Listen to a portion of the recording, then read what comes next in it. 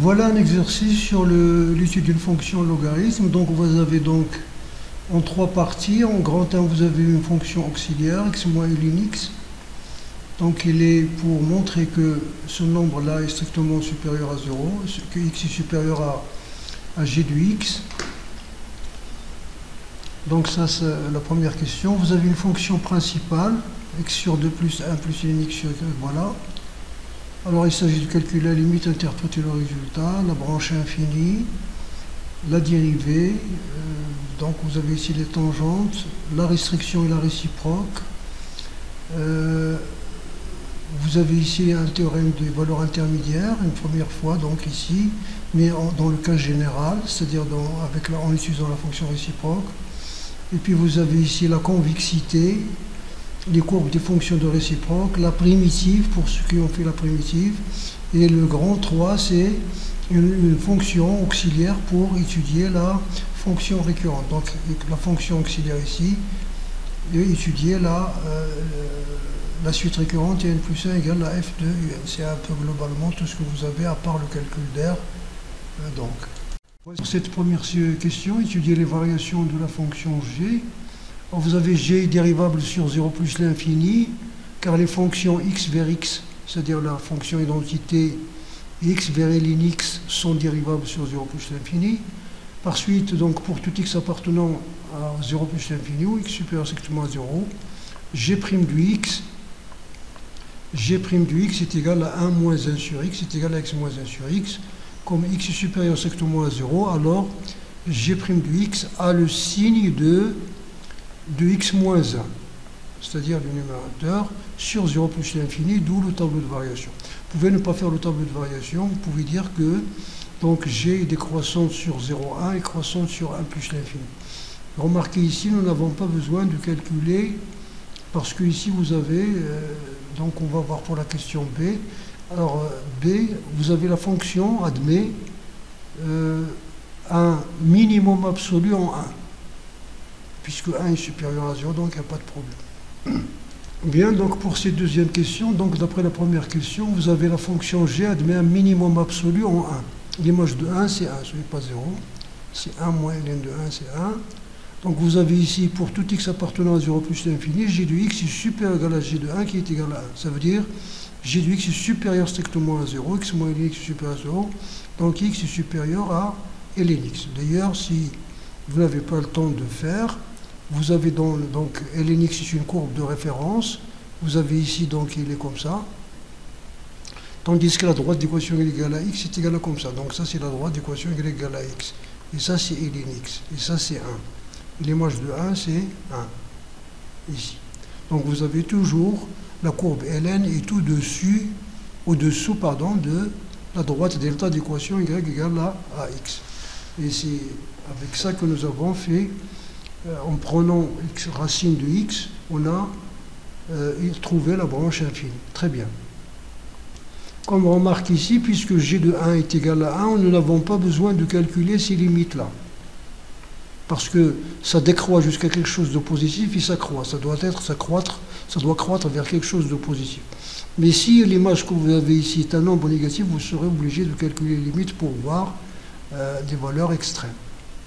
Alors pour cette deuxième partie, donc voici la fonction principale, x sur 2 plus 1 plus ln x plus 1 sur x plus 1. La première question, il s'agit de calculer la limite à droite de moins 1 et interpréter le résultat géométriquement, graphiquement, ça dépend.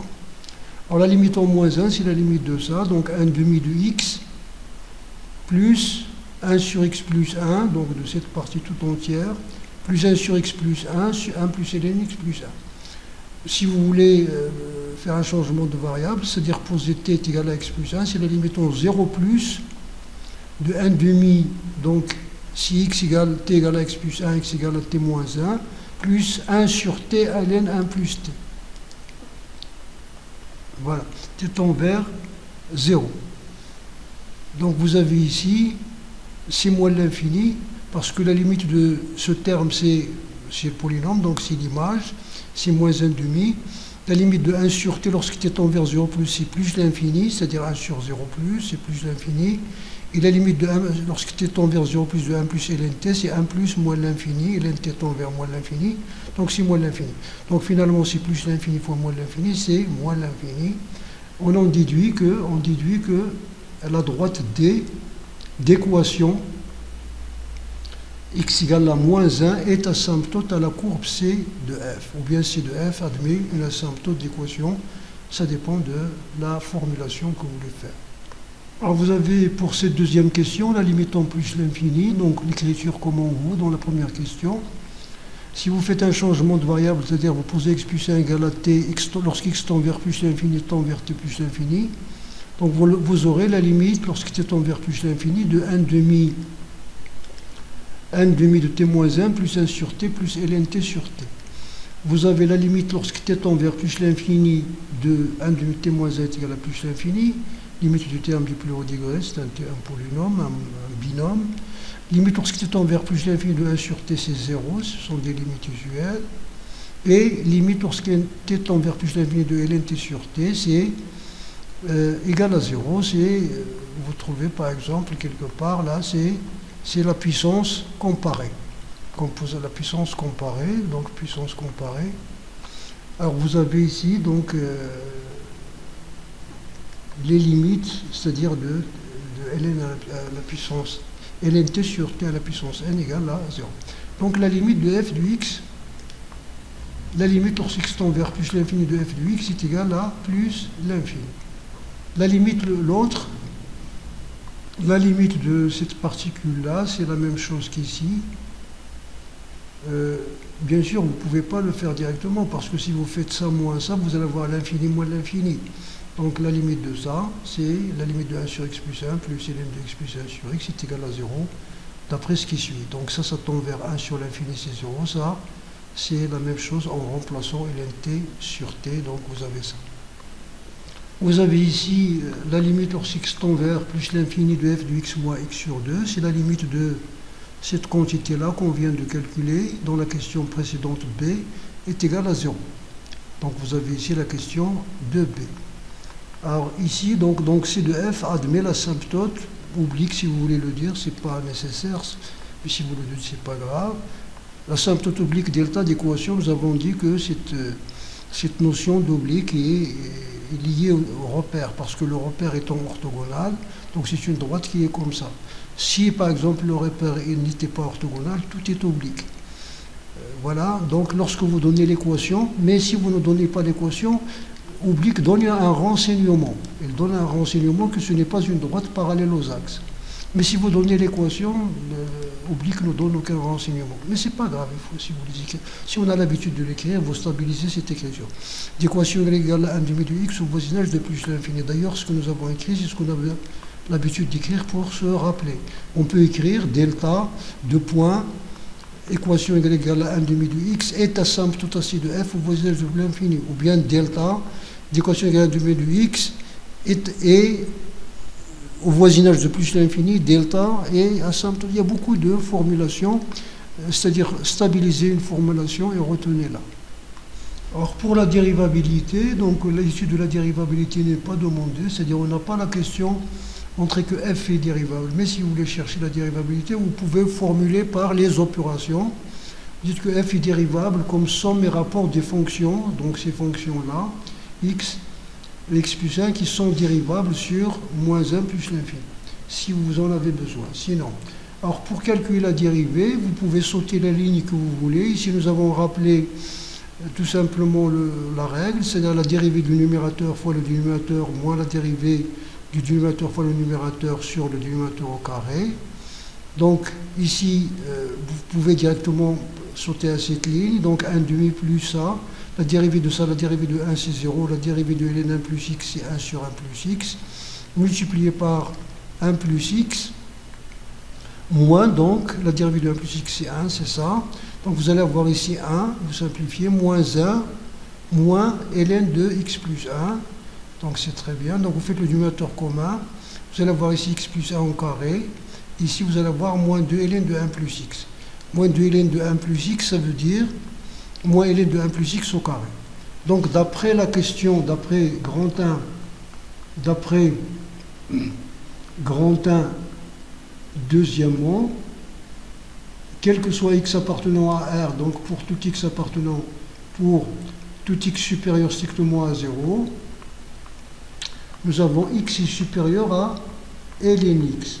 Donc, x plus 1, qui est un nombre supérieur à 0, est supérieur à ln de x plus 1 au carré. Ça peut être bien x ou y ou n'importe quoi, n'importe quelle expression, à condition qu'il soit tout simplement supérieur strictement à 0. X plus 1 est supérieur à 0, donc ce nombre est positif. D'où f' de x est supérieur strictement à 0 sur, ou bien pour toute, sur moins 1 plus l'infini. Voilà donc, très bien. Voilà, le tableau de variation, c'est simple. Donc vous avez f' de x est supérieur strictement à 0, donc la fonction est strictement croissante sur 0 plus l'infini, sur, pardon, moins 1 plus l'infini, sur moins 1 plus l'infini, donc vous avez, voilà, une fonction qui est croissante. Très bien. Et vous avez ici cette fonction qui est croissante, et vous avez, il y a donc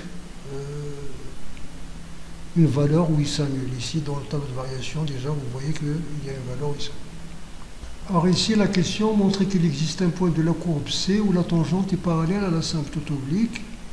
Alors, si on considère le point A de coordonnées à f de A de la courbe CF, et D la tangente AC de F en ce point, c'est-à-dire en A. Alors, qu'est-ce que vous allez avoir ici? On nous demande que D est parallèle à delta. Rappelez-vous que delta, c'est la symptote oblique, c'est-à-dire la droite d'équation est égale à 1 demi de x. Alors, ici, le coefficient directeur, c'est 1 demi. On sait que le coefficient directeur de la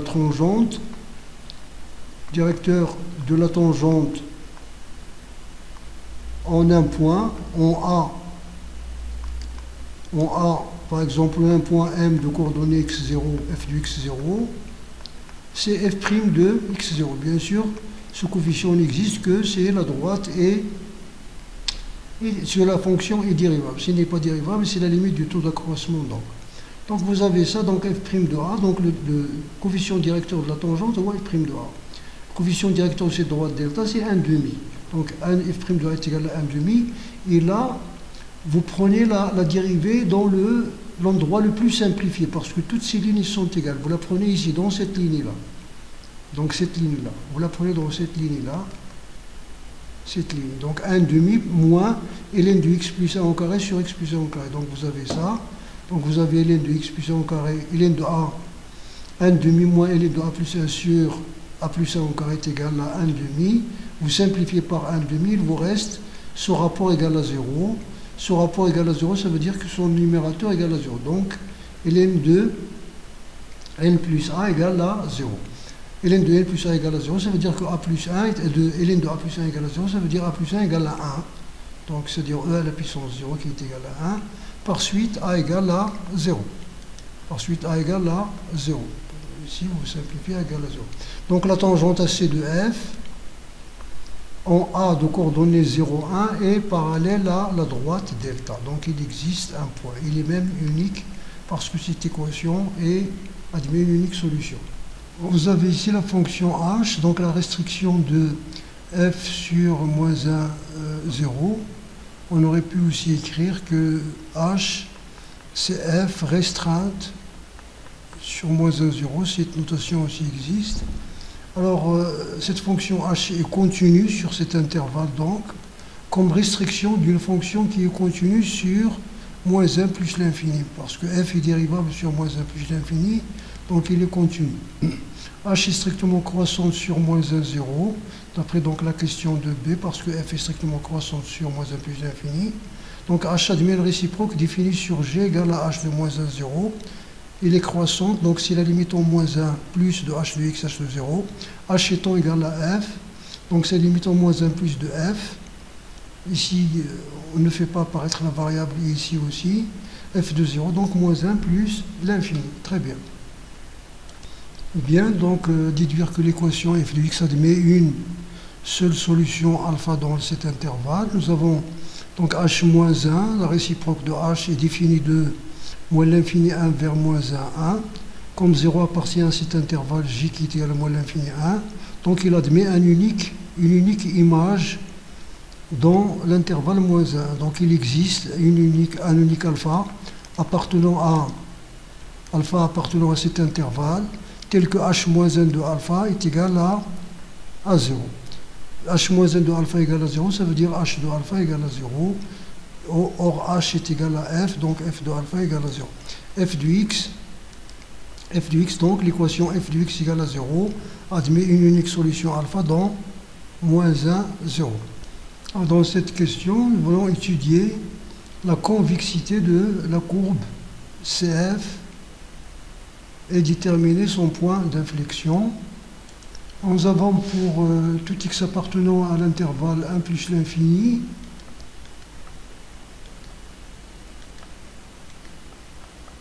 moins 1 plus l'infini, vous avez f' du x est égal à 1 demi moins ln du x plus 1 sur 1 plus sur x plus 1 au carré. Vous avez les fonctions x vers ln du x plus 1 et x vers x qui est associé 1 sur x plus 1 au carré sont dérivables sur 1 plus l'infini. La fonction ln et la fonction, plutôt c'est la fonction ln rond x plus 1 et la fonction inverse. Donc f' est dérivable sur moins 1 plus l'infini. Et pour tout x appartenant donc à cet intervalle moins 1 plus l'infini, nous avons f seconde de x. Donc vous avez ici f seconde de x est égal à f' du x dérivé. La dérivée de la dérivée donc est égale à ceci. Bien sûr, lorsque vous calculez la dérivée, lorsque vous voulez calculer f seconde, prenez f' dont la ligne est la plus simple. Il se trouve que c'est là qui est la plus simple parce qu'il contient une constante, parce que la dérivée de la constante est égale à 0. Donc lorsque je dérive donc 1 demi, c'est 0. Donc le moins, on va le faire sortir, la linéarité. Voilà, donc la dérivée de 1 sur x puissant au carré, la dérivée de 1 sur x puissant au carré, c'est moins 2. Peut-être vous savez que la dérivée de 1 sur x plus 1 à la puissance n en général, n supérieur ou égal à 1, sa dérivée c'est quoi? C'est moins l'exposant x plus 1 à la puissance l'exposant plus 1. D'accord? Si vous avez ici ax plus b, vous mettez donc moins an. Moins an. Si vous avez 1 sur ax plus b à la puissance n dérivée, est égal à quoi? Est égal à moins an sur an. C'est pas à la puissance n. An sur ax plus b à la puissance n, c'est-à-dire la dérivée de ax plus b. Donc généralement c'est ça, d'accord? Donc nous avons ici donc moins l'exposant, donc c'est moins 2 sur x plus 1 au cube, ln 1 plus x plus 1 plus x plus 1 au carré, qui est celle-là multipliée par la dérivée de ln, qui est 1 sur, multipliée par la dérivée de n, qui est 1 sur 1 plus x. Voilà, donc la dérivée de ce style-là n'est pas bien. Voilà, donc vous avez ça, donc vous avez 1 sur x plus 1 au cube, vous allez le mettre en facteur même, 2 sur x plus 1 au cube, donc vous allez avoir ici moins 2, donc 2 sur x plus 1 au cube, il vous reste ici donc ln de 1 plus x moins 1 demi, parce que vous avez fait donc ce moins-là introduit à l'intérieur. F seconde de x égale à 0 signifie, ou est équivalent à dire ln 1 de 1 plus x est égal à 1 demi, c'est-à-dire ln de 1 plus x est égal à 1 demi, c'est-à-dire 1 plus x est égal à e à la puissance 1 demi. Donc 1 plus x est égal à e à la puissance 1 demi ici. Ça veut dire que x est égal à e à la puissance 1 demi, c'est racine de e moins 1.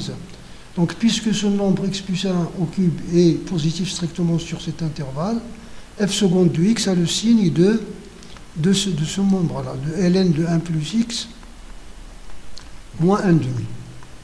D'accord? Elle a ce signe là. Donc il s'annule ici, il change de signe. Vous savez que le signe de ce nombre-là, c'est comme 1 plus x, parce que ça, vous pouvez l'écrire comme ça. ln 1 plus x moins e à la puissance ln moins ln de e à la puissance 1 demi. Parce que ln de e à la puissance 1 demi. Donc il a le signe de 1 plus x moins e à la puissance 1 demi. E à la puissance 1 demi, c'est racine de e. Il a le signe de ça. D'accord? Donc x1, donc vous avez ça.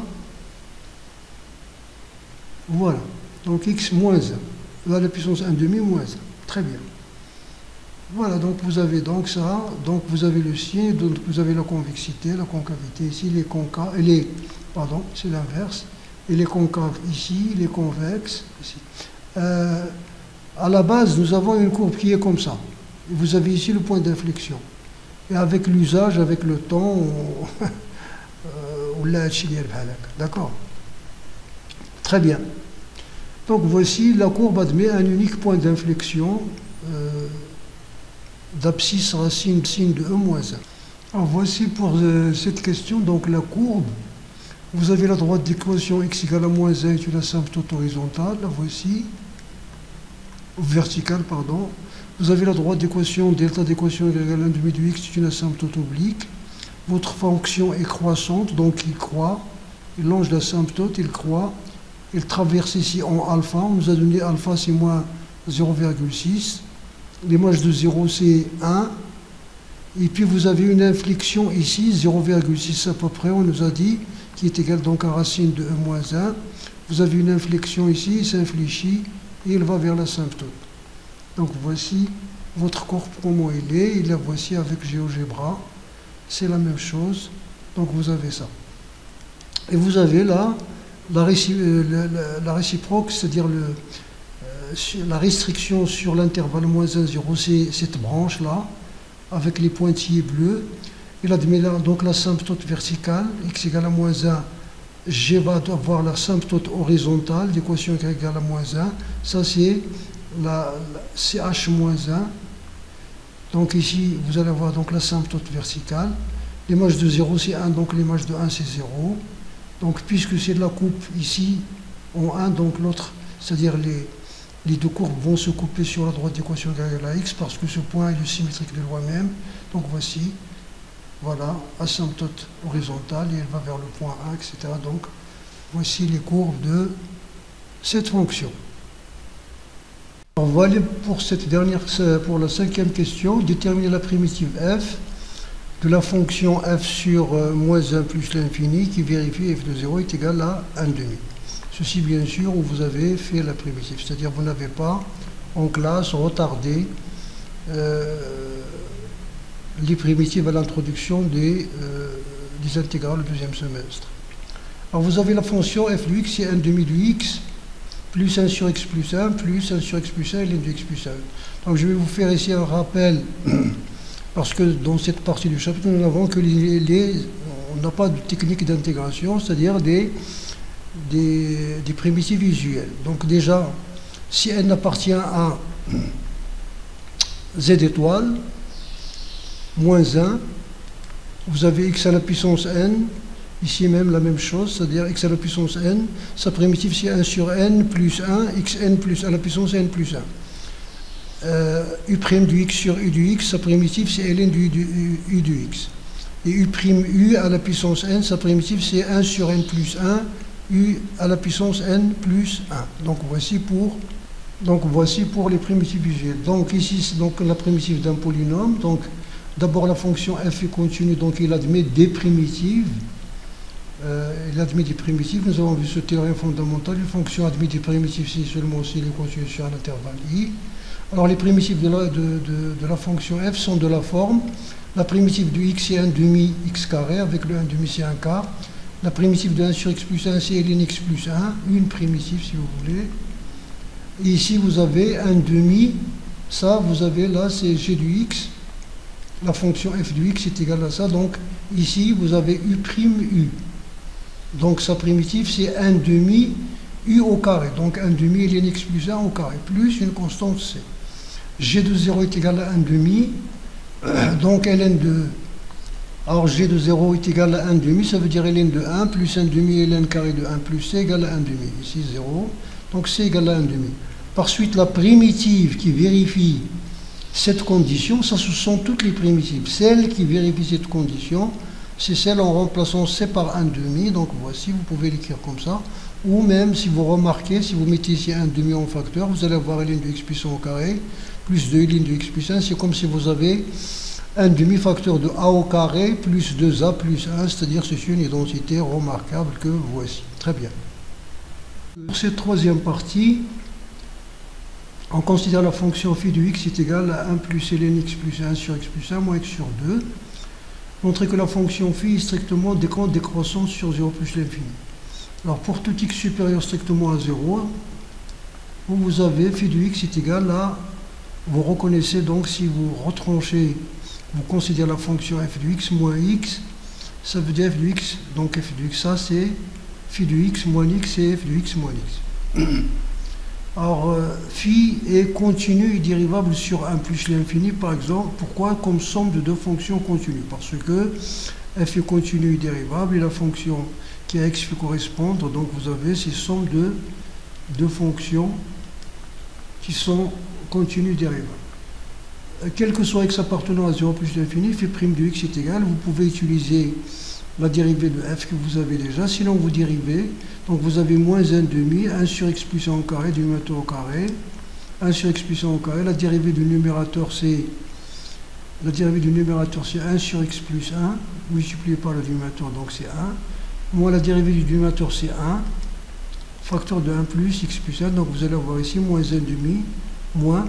Comme ln de x plus 1 est un nombre strictement supérieur à 0, parce que 1 plus x est supérieur à 1, alors votre fonction est strictement inférieure à 0, la dérivée. Donc la fonction phi est strictement décroissante sur 0 plus l'infini. Alors pour cette question, nous avons phi continue, strictement décroissante sur l'intervalle 1, 2, d'après la première question. Phi de 1 est égal à moins 1 demi plus 1 plus ln de 2 sur 2, donc vous avez le même numérateur, donc ln de 2 sur 2 qui est positif, parce que ln de 2 est positif. Phi de 2, c'est moins 2 sur 2, c'est-à-dire moins 1 plus ln de 3 sur 3. Si vous faites le numérateur commun, vous allez avoir moins 3 plus 1, donc c'est moins 2 plus ln de 3 est inférieur à 0, parce que ln de 3 est inférieur à 2. ln de 3 est inférieur à 2, pourquoi? Parce que 3 est inférieur à e au carré. E au carré, c'est 7 virgule.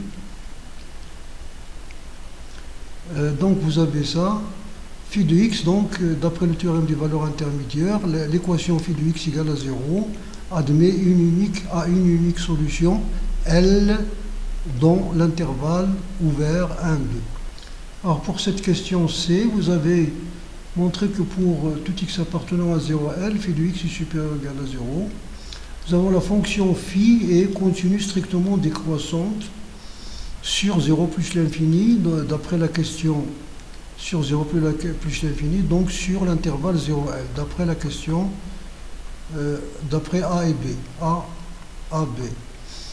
D'où l'image de l'intervalle, donc l'image de l'intervalle phi 0L est égale à la limite en L- parce que la fonction est décroissante, la limite en L- de phi de x, ici donc, et la limite est incluse, et la limite en 0 plus de phi de x. Donc ici, l'image de cet intervalle.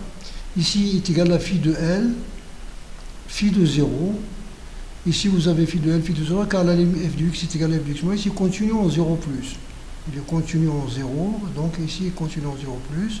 Phi de L, c'est, on vient de trouver que phi de L égale à 0, d'après la question B. Et phi de 0, c'est 1. Si vous remplacez x par 0 ici, donc phi de 0, vous allez avoir... Ici, ça c'est 0, 1 plus ln de 1 sur 2, 1 plus ln de 1 sur 1, donc c'est 1. Donc phi de 0, c'est 1. Donc qu'est-ce que vous avez ici? Pour tout x appartenant à l'intervalle 0L, phi de x appartient à 0,1, ça veut dire phi de x est supérieur ou égal à 0. Alors pour cette question, donc on considère la suite un, donc suite récurrente, un plus 1 est égal à f de n, u0 égale à 1. Alors, première question, montrer que n est compris entre 0 et L, donc on va démontrer par récurrence, comme d'habitude. Donc vous avez ici, on considère cette propriété, donc si vous voulez ici, si on en nomme Pn, alors pour n égale à 0, on a u0 égale à 1. Or, 1 est inférieur à L, est inférieur à 2, d'après la question précédente, donc 0, d'où la propriété est vraie pour 0. D'où P de 0 est vrai, si vous voulez, ou bien si vous mettez est vrai, 2P de 0 par défaut, il est vrai. Soit n appartenant à n, supposons 0 inférieur à n inférieur à l. F étant strictement croissante sur 0 plus l'infini, alors il conserve l'ordre. Ça veut dire que f de 0 est inférieur à f de n est inférieur à f de l. F de 0 c'est 1, est inférieur à n plus 1 est inférieur à f de l. vous avez phi de L égale à 0, c'est équivalent à dire f de L égale à L, d'où f de L, phi de L moins L égale à 0, ça veut dire f de L égale à L. Donc, finalement, vous avez 1 est inférieur à L plus 1 est inférieur à L, c'est-à-dire f de L, et 0 est inférieur à celui-là, d'où la propriété est vraie pour Pn plus 1. De Pn plus 1 est vrai. Donc, finalement, conclusion, quel que soit n appartenant à n, 0 est inférieur à un est inférieur à n. Donc, il s'agit d'étudier la monotonie de la suite un et déduire qu'elle est convergente. Alors, pour tout entier naturel n, vous avez un plus 1 moins un est égal à f de un moins un, c'est-à-dire phi de un. Puisque un appartient à 0L, alors phi de un est supérieur à 0, d'après la question grand 3, 1, 2 que nous avons montré là. Par suite, un plus 1 plus 1 moins un est supérieur ou égal à 0. Ça veut dire donc un est strictement croissante. Un est majorée par L, elle est strictement croissante, donc elle est convergente. Critère de convergence, donc croissante majorée. Alors pour cette dernière question, vous avez donc une suite récurrente. Voici la condition générale. C'est-à-dire n plus 1 est égal à f de n et u0 appartient à cet intervalle de stabilité. C'est nécessaire si u0 n'est pas là. C'est autre chose. Alors vous avez donc les trois conditions que vous devez réunir. La continuité, donc vous avez ici, f est continu sur l'intervalle moins 1 plus l'infini, donc il est continu sur l'intervalle 0L. L'image de 0L, c'est f de 0 et f de L parce que la fonction f est strictement croissante. F de 0 c'est 1, f de L c'est L, parce que phi de L égale à f de L c'est L, parce que phi de L égale à 0, bien sûr. Nous avons vu dans la question précédente. La suite UN est convergente. Donc voici les trois conditions que vous devez réunir. Si ces trois conditions sont réunies, c'est-à-dire finalement c'est la continuité, la stabilité et la convergence, donc ces trois conditions. S'ils sont réunis, alors la limite de n, puisque nous savons que le n est convergent, donc sa limite est finie, L, avec L appartient à l'intervalle 0, L fermé cette fois-ci. C'est-à-dire la limite appartient à l'intervalle fermé, parce que si vous avez un inférieur à 0, inférieur à L, lorsque vous passez à la limite, vous récupérez des inégalités larges. D'accord? Des inégalités larges. Et nous avons vu dans la 3.1b que f de L, ici nous avons noté grand L parce qu'ils ont noté ce nombre petit l pour ne pas faire de confusion. Grand f de L égale à L, ça veut dire L est égal à petit l, ça veut dire que, voilà.